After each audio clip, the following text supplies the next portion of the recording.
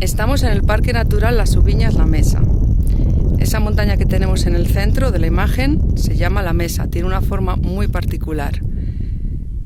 Si sigo hacia el sur, podré ver las zonas, el aparcamiento de la Cubilla en el centro de la imagen, ahí se ven un poquito de coches, y ya luego la zona de León. Se aprecia mucho más plana en comparación, pero también preciosa. Y si seguimos nuestro recorrido, volvemos hacia Asturias. La montaña picuda en el centro de la imagen es Peñauviña la Pequeña, y esa otra más alta, pero que arriba se ve como más plana desde esta zona, es Peñauviña la Grande. En el centro de la imagen ahora hay una construcción que no es natural, son parapetos de la Guerra Civil.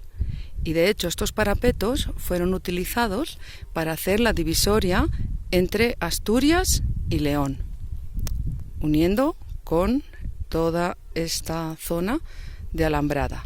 De hecho, técnicamente me encuentro ahora mismo en León.